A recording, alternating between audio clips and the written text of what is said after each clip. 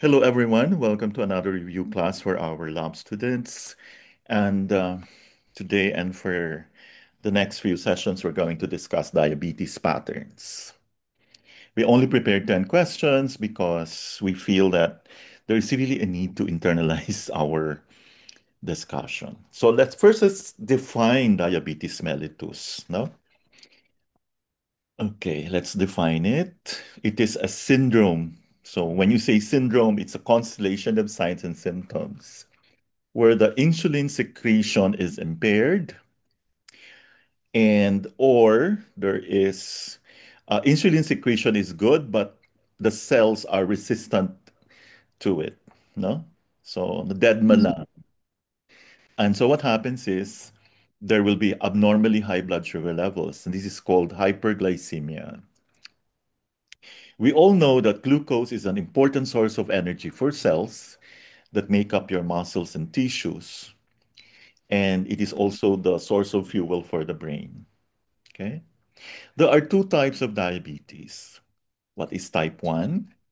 This is autoimmune. Mhm. Okay, this is congenital. You're born with it. That means there is destruction of the pancreatic beta cells, and these are the cells that secrete insulin. It's hereditary Yes, you were though. born with it. Probably you have to blame your genes for it, no? Just like a very popular singer that we know, no? I watched his Mhm. concert last Mm-mm. years ago. Ano pa rin, full of energy Mm. pa rin, no? Anyway, Yes. so what happens is if you were born with destroyed pancreatic beta cells, wala kang insulin. Meron na kaming ilaw ulit. And this will result in the pancreas producing little to no insulin. And this is most often seen in children, adolescents, or young adults. Now, type 2 naman is chronic. It affects the way the body processes the glucose or the blood sugar. It is more common and can develop at any age, although it is more common in Mm. people older than 40. No? So actually, marami hindi alam na may diabetes. Pre-diabetes. Yeah. Main signs and symptoms of high blood sugar or hyperglycemia are, these are the classic increased thirst, which is called polydipsia, increased hunger, which is called polyphagia, and then increased urinary frequency, polyuria, paihi ulit. So, Doc, what's the yung parang test for pre-diabetes? How do you know? How oh, to first you need to be very familiar with the metabolic syndrome. Hindi naman mm. kaagad, well, ang pinakamaganda would be A1C, no? I find it A1C? more conclusive, more diagnostic than the usual fasting Mm-mm. blood sugar. Kasi A1C. minsan may ginawa ka lang, na-stress ka lang, tapos yung pala mataas ang sugar for that particular time. How, Time lang. Oh. yeah, so with A1C, HbA1c kasi, yung status ng blood sugar mo for the past 3 or so months. Ganon. So yun. I'll try that. Yes. And also, kung meron kang familial hypercholesterolemia, yung mga ganon, ano pa ba to? Increased, malaki yung tiyan mo, increased abdominal girth, no? Okay, let's start off with the first pattern. Okay. So, itong pattern na to, always think of the three symptoms, no? Polydipsia, polyuria, and polyphagia. So, lung and stomach heat or fire with G and fluid damage. So, ito na yung classic, no? So, if the patient comes to you with polydipsia, polyphagia, polyuria, may thirst, and always hungry, no? Kain ng kain, magastos. In this pattern, heat affects the stomach. 'Di ba, stomach is yang ming, so very sensitive sa heat ang stomach. So, it's the first thing that gets affected. And eventually, this will dry out the lungs. Alam nyo, di ba, stomach is connected to the large intestine, remember, Yang Ming? And the Mm-mm. large intestine is connected to the lungs, internally, externally related.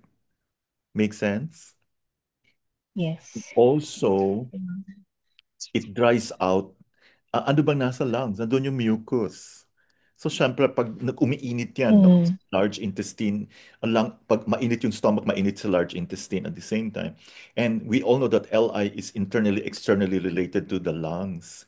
So, when that happens, so initially it's a stomach, no? Umiinit si lungs, so nauubos, nade-dry up yung mucous membranes. Okay? Mm. So the amount of fluid damage will depend on whether the pattern present is stomach heat or fire. So ibig sabihin, mas intense pag fire. Umaapoy na yan eh, no? Heat originates from the diet, liver overacting on the stomach, or from wind heat getting into the chi level. Oh, may kinalaman din pala ang wind heat. O syempre, pag mainit, di ba? Mm-mm.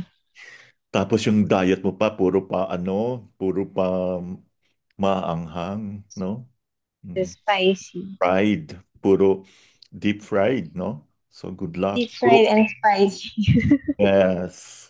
Tapos sweet pa, like mahilig, ay, di naman lahat ng Thai food. Okay, signs and symptoms. Andito na po, oh, pronounced thirst and hunger, drinking large volumes of fluid. Ay, Yeah, hindi naman lahat. yeah, alam mo pag iniinom nila, 1 litro talaga, isang ganun, no? Minsan 2 liters pa nga eh. Saka, they like it malamig. Dry mucosa, dry mucous membranes, kaya hirap sila. Ang ubo nila talagang very dry. Constipation, of course. Frequent copious yellow or cloudy urine.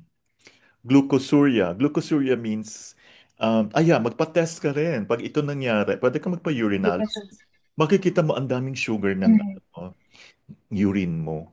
No? And then if it's cloudy in Yeah, urine. sugar kasi. Kaya Yeah. cloudy siya. So I'm sure most of you are familiar with the urinalysis, no? Yes. This is to answer your question. Gusto mo nagtitipid ka? Yeah, I would like to correct myself. Para mas sure, doon ka na muna sa urine mo. Pag So, nakita mo, ay, urine. ang daming urine. So cheaper Medyo siya. cloudy. Magkano lang naman ang And urine? also medyo cloudy siya. Yes.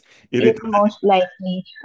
Yeah, irritability and restlessness, weakness, of course, fatigue, sweating, weight loss. Wow, weight loss. Mouth ulcers. 'Di ba pag may mga sugat-sugat ka sa mouth, that is a very uh ano, Indication of sign, yeah, yeah, clear indication of fire, no? Diba? Stomach fire. Elevated blood glucose level. So, ang tongue, of course, kung grabe yung heat mo, pwedeng slightly pale lang siya. Depende sa stage na nakita mo. So, dapat yung itsura ng tongue mo, hindi pa red, no? Kaya, you don't have to wait for the tongue to become red. At saka dry, patchy, or peeled coat, no? And then the pulse is very overwhelming, pero mahina siya, no? Forceless. Because deficiency nga. And rapid or fine and rapid. So treatment principle. So this is basically resulting from a deficiency. No? So you clear the heat from stomach and lungs, replenish fluids, and moisten dryness. Okay, so let's go to the points, the most important one. Okay, and then si REN 12, CB12. Issue is actually an extra point. According to my source, it's located here. Ang tawag sa issue is pancreas transporting. Alam naman natin, insulin is produced by the beta cells of the pancreas, di ba? So yun, hindi to po siya. Doc, how can we locate issue in sa ears po? Okay, first we need, ear. Dito naman yung, Actually, oo nga, Doc. Pag mga extra points, paano yung sa ear? ito naman, tingnan Yeah. nyo mabuti. Hanapin mo yung 7, di ba ang 17 Ano po? lumalaktaw sa Tapos 8? katabi na lang niya. Naalala nyo, if punta muna tayo dun sa body acupuncture. Ang 17 is aligned with the spine of this one, no? Ano ba to? Itong, Second to the yeah, P7. Yeah, of the Yeah. scapula. Okay. Episode. No. Mararamdaman mo talaga. So, a level nun is 17. The next one would be issue. So, it's also 1.5 soon. No? So, siguro Mm. tusukan mo na lang ng press needle. So, sa ear naman, ganito. 'Di ba, I'm sure you're familiar with 10 and 20, bladder 10 and 20. So, Yes. bladder 10 and bladder 30. So, punta ka, alam nyo naman, bladder 10 is in line with the, what do you call that? The root of the helix, remember? And then bladder 30 is in line with um, Triangular fossa. the triangular fossa. Galing talaga. Tapos, gitna doon, syempre, in 20. So, obviously, pag diabetic yung pasyente mo, masakit sa 20. So, itusok mo na rin si 17. Actually, Mm. kasi lalaktawan mo eh, no? Kung aalnalize nyo talaga, hindi siya 80. Ang 80 na yung next point pa. 'Di ba? Yung liver. Hindi nyo ba napansin? Meron siyang space. So, ito pala yung issue for the pancreas. Okay, balik tayo. Bladder 13, of course, this is the back shoe of the lung. Um, bladder 20 is the back shoe of the spleen. And bladder 21 is the stomach. So, hindi talaga sila pwedeng maghiwalay. LI11 is, of course, there is internal heat, right? Remember? Tama And then po. stomach 3 Mm. is what? Pang ano ba tong si stomach 3? Four- 43. 43, Doc. Sorry, stomach 43, 43 daw. 45, 44, 43. So stomach 43 is what? So metal. It is the wood point of the wood point of the earth element of the stomach. Remember? Mm-mm. Kasi kailangan mo ng wood para maano mo yung makontrol mo si ano, si Ang earth. sister niyo. Yeah. And then stomach 36 is the lower Hossy point, di ba? No, sorry. Hossy point ng stomach. Di ba? Spleen 6. Stomach. Spleen 60. Okay. I hope Mm, nakatulong na to. Any questions, Dr. yeah. Shah? Yun lang yung issue do kasi actually trinay ko yan siya Okay. sa husband ko. Mm-mm. Mm. Okay. Kasi Okay. hindi naman po lahat ng diabetic. Yun nga, case to case basis kasi Case to case. Yeah. depende nga sa yung pattern kasi iba-iba po talaga. Oo, oo. So, depende kung anong stage mo at saka tingnan mo muna yung itsura niya, no? So, definitely hindi ito phlegm. Most of the Yeah. diabetics that we see, medyo malaki lahat, di ba? Yeah. Mm. So, yun. Isang clue dito is biglang nangayayat yung pasyente mo. Kung dati medyo healthy siya, pero biglang pumayat, no? Tapos, ano na niya, mahilig na siya uminom ng tubig, mahilig kumain, magastos. So, yun. Okay? So, I hope this helps. Issue. Okay, we go to another pattern. Now, this one is also, so pattern 2 na tayo ha. Spleen and stomach chi deficiency. So, nakafocus tayo doon. This is at the root of type 2 diabetes. Okay? So, pag sinabi mong spleen and stomach chi deficiency, this is the middle jaw deficiency. They often present as pre-diabetes. Pre, no? Okay. Ibig sabihin, if meron ka ng weakness sa spleen and stomach, yeah, you will consider ano, diabetes in the future. So, kailangan may gagawin ka na. So, this is Qi deficiency of the spleen and stomach. Ano bang mga manifestations niyan? Tiredness, weakness.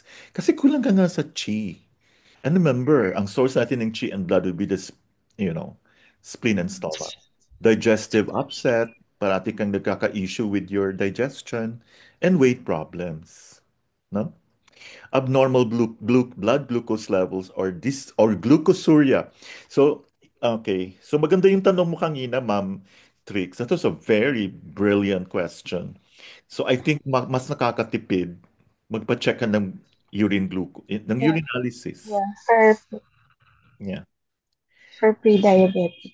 So, ulitin natin yung symptoms, ha? Fatigue, tiredness, and weakness, which tend to worsen mid-afternoon and after eating. Ah, yan. Okay. I think most people, katulad nung Wednesdays kasi, ito yung time na nagpapa-acupuncture yung BFF ko. Tapos kakain. Tapos, ay, masarap na matulog. Okay. So, yun. Magko-coffee ko, no? Pero ang hinahabol pala yung pastry. Tapos mag inject ng insulin. Okay, fine. So, muscle weakness and easy fatigue. Appetite that swings between indifference and cravings. Oh, yung mga cravings dyan. Pag may cravings ka, that is, when you have cravings, we have an issue with your Shen already. Okay? Kulang na kulang talaga yung blood mo and yin. No? Affected yung Shen. Ito. Sino dyan nagka-crave? I'm sure walang aamin. Yeah. Ah, Ako umami. Diyos ko, pag nakita mo lang yung cake kanina, gusto ko Pigil lang ako palagi. I always siguro crave. pag pupunta ka dito, nakikita ko ang itsura ni Doc She. Kakalimutan na niya yung kanyang ano. I know, lalo siyang ma-encourage to do workouts. Dry mouth, possible thirst, also pale complexion, clammy, easily breathless, abdominal distension, nakausti yung abdomen. Okay, tingnan mo mabuti yung ano, yung ihi mo. Yeah, turbid or frothy. Frothy, maraming, Protein. parang ano siya. Babula. Yeah, babula, yeah. Maraming Asad. protein. Di Yeah. ba protein yan? Pag-protein. Roti. Usually kasi, ganito, yeah, affected din yung kidney mo niyan, di ba? Pag meron kang diabetes, lalo na pag matagal na, affected talaga yung kidney mo, no? So, kaya nga, Tapos mataas yung creatinine. yeah, yeah. Makikita mo din yung protein levels mo sa You're not supposed to find protein in your urine, kahit Mm-mm. kasi this is needed by the body. So, pag nag-i-spill out na sa urine, so may problema na. Loose stools, of course, is a spleen deficiency. Bowel movement soon after eating. Ay, ganun pala yun. Okay. High blood Actually, gusto kong ay, hindi pala. Masarap mag-ano, di ba? Lalo pag wala kang ginagawa. I know someone who's like that. Taganap talaga ng CR. Okay. Yeah. So the tongue, pale, swollen, kasi deficiency siya, and scalloped. Scallop means may teeth marks. Swollen siya. Mm-mm. It can be thin or thick, possibly greasy. Mapapaiyo ka talaga pag tiningnan mo siya. White coat. Hmm? Imagine nyo na ha. I'm sure expert na kayo dyan. And the pulse is weak kasi deficiency nga and fine. Manipis. No? Treatment principle, easy. Tonify the spleen and stomach chi. So what do we do? What are the points? I'm sure expert na po kayo dito. CV12 again, the walang kamatayang CV12. Stomach 36. Mm. Spleen 6. Of course, spleen 3. The Mm. yuan source, no, ng ating spleen. Stomach 40 because we want to, yeah, for Because this, of the turbid urine. yes, a turbid urine. Ang galing talaga. Then Bakshu, bladder 20 and 21. And we call this the Ish. pancreas Ish. transporting point issue. Ish. Okay, let's go to the next one. Ito, I think this is also very common. So far, I think hanggang dito na lang muna tayo, na phlegm dampness. Okay, dampness na nga, may phlegm pa rin. Okay. Wow, phlegm dampness. Double jeopardy. Yeah. So saan kayo nagbibilo? Phlegm dampness diabetes is always type 2. Oh, okay. Oh. Acquired by overeating, ouch. Poor diet or a constitutional component. When you say poor diet, hindi ibig sabihin malnourished ka, ha? Hindi maganda yung diet mo, hindi healthy, no? Patients with a Poor constitutional, choices. yeah, that means you were born with it, no? I hope you're familiar with the nine constitutional types. They report weight problems from an early age, and they have other family members with diabetes or weight issues. So they are especially prone to the phlegm type complications of diabetes Wow, phlegm type pala to, no? Cardiovascular and atherosclerotic disease. Phlegm kasi nagiging sticky yung dugo, di ba? So bumabara yung Mm. mga kaugat-ugatan dyan. And saka matanda ka na nga, tapos ang dami mo pang phlegm. Mm. Kaya talaga walking talaga, no? Sana all. Yung isa dyan talagang pumayat na yata. Dog siya. Proud na proud siya. Ba siya kasama? Okay. Dry, dry mouth and thirst pa rin, no? Sticky sensation. Ito yung medyo iba. Thick saliva. Okay, okay. Sino nakaka-relate dito? Makapal yun sa dizziness, vertigo because of the phlegm, foggy head.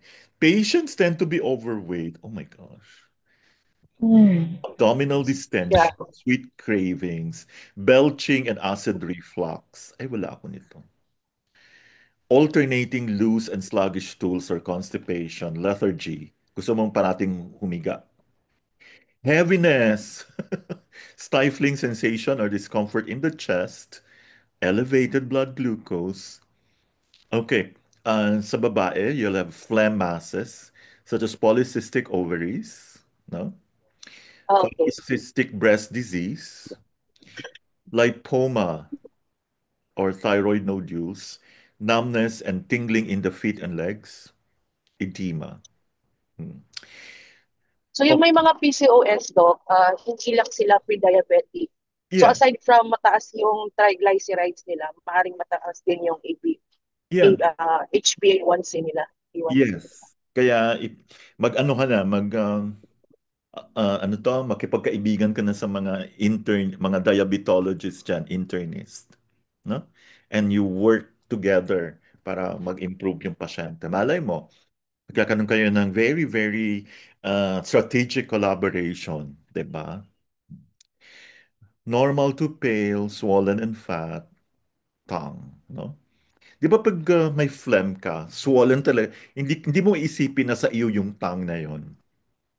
Pwedeng thin or thick, greasy, basta white ang coat, no? The pulse is deep, wiry, Slipper. chronic, slippery. So treatment principle, transform phlegm dampness, strengthen the spleen. Very easy, very basic, right? So what are the points? CV12, walang Yes. kamatayan CV12. Of course, it's stomach 40 kasi may phlegm. Oh, there's another one, pericardium 5. Ano ba ang classification ng pericardium 5? Anong kinalaman dito? Mm. Low connecting?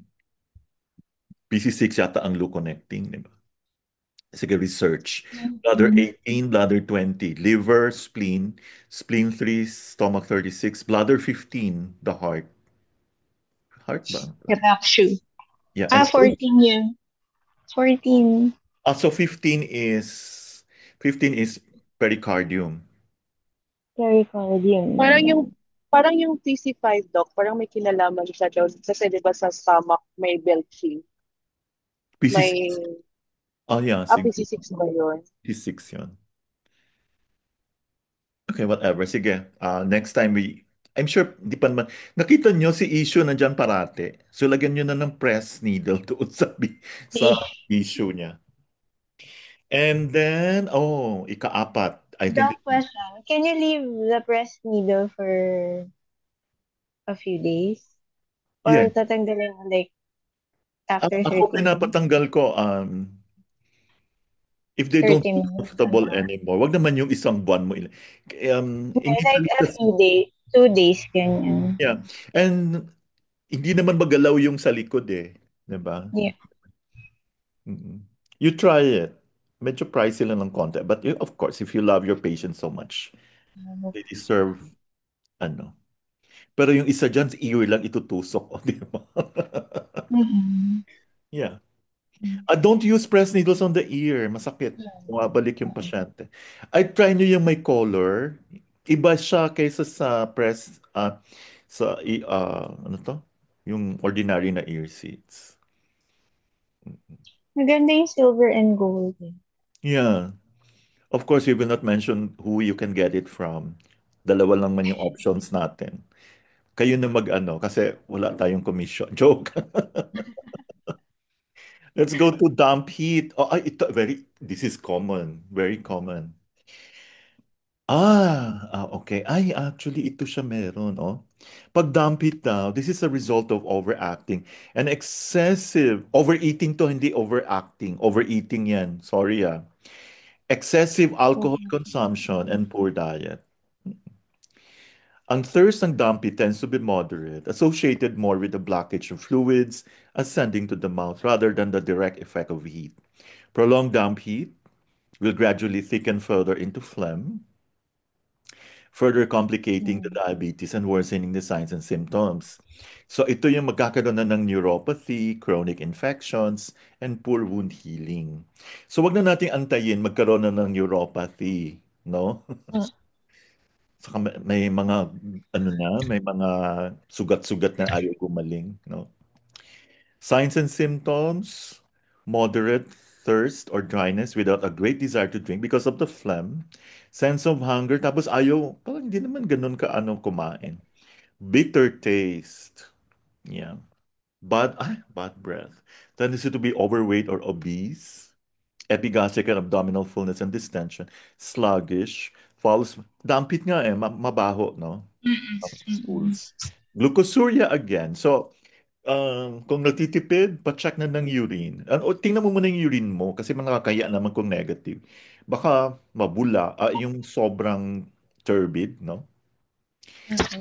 Yeah, frothy, turbid, or concentrated urine, numbness or burning in the feet, muscle aches, elevated pruritus. You know pruritus? Kamot ng kamot? Oh, recurrent Mm. boils. Superficial Para infection. siyang urticaria. Yes. Oh, parang ang dami mong kilalang diabetic. So, My dad. okay. So you take care of your dad, no? Yes. Pero wala naman siyang, is, Baba. yeah. Okay. So tongue is thick, dry, or greasy, white or yellow coat. Pili ka, white or yellow. Dampness pa rin. Wala. None. None. Pulse is soggy. Soggy is a soft pulse, slippery, may be rapid. Treatment principle, clear the damp heat from the middle jaw, tonify the spleen chi. So the points, paulit-ulit. Yung CBT. May nadagdag, spleen 15. No? You know where it is? This is medyo ano to, medyo hindi magandang inidol kasi embarrassing, no? So, Hindi siya sa may groin area yeah. ko. So sa tenga mo na lang ilagay. And then stomach 30s. Oh, ilagay mo sa groin, lagay mo ng press needle, no? O lecturean mo siya. Stomach 25. Okay. Bladder 39. Bladder 39 minus, ano bang ano nito? No? Oh, malapit sa 40. Spleen 9. Spleen 9. Okay, actually, pinipress ko yung spleen 9. Pag masakit, guilty yung pasyente. May dampness. No? So pag naiwi yung pasyente, right after your acupuncture, so you did something good. Mm-mm. Okay?